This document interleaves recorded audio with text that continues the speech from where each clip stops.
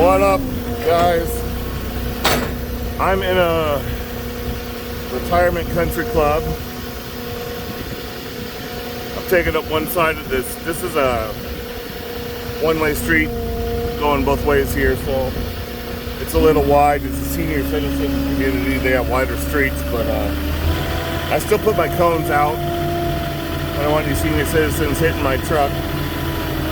But to get to the point of the video, this is a fencing, vinyl fencing.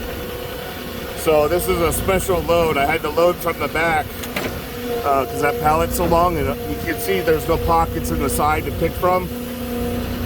So I had to take the Moffett off to put this on the truck. So just gonna show you how this works. I'm just gonna get this concrete out of the way real quick.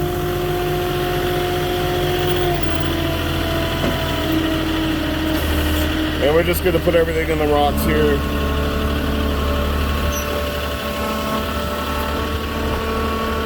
Good. All right.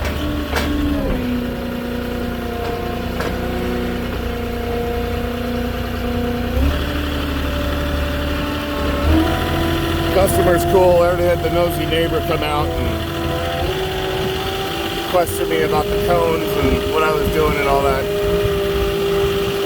You get that a lot in the senior citizen areas. They want to come out and watch, which is fine. I don't mind providing some entertainment. So what you want to do is you want to get this, just drag it all the way back out, just so you get your forks all the way in.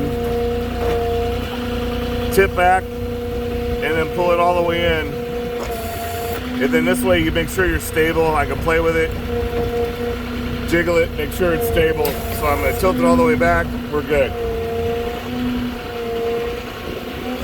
Now this plastic fencing is light.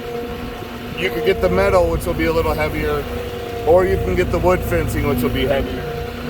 So you gotta be careful how much they actually put on your truck. They don't stack those too high. And you might want to do a dry run at the store. If you think something's going to be too heavy, take your forklift off, check it out, make sure it's going to be doable before you drive all the way to the delivery and realize you got yourself in a bad spot. So I got gravel. I'm going to have to boom out here and drop it.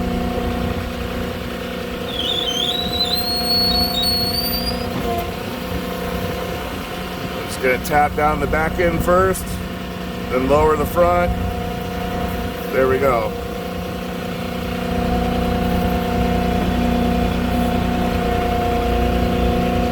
And then I'm just gonna watch my forks coming out. It's more important on the wood than the metal. Make sure you don't clip the product. There you go. So I'm just gonna sweep up those rocks for them. And then that's how you do the back end loading, back end unload.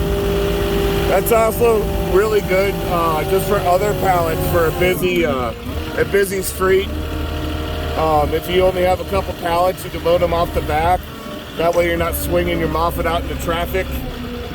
And then one of these days, I did get a tool one of you guys told me to get. It's a pallet puller. I gotta make use of this pallet puller this guy told me to get, and I'll make a video of that here eventually. It's another nice tool, nice trick to have. So give me a like or subscribe to the channel. Leave me a comment if you want, and I'll catch you all on the next one. Hope you all are having a good day.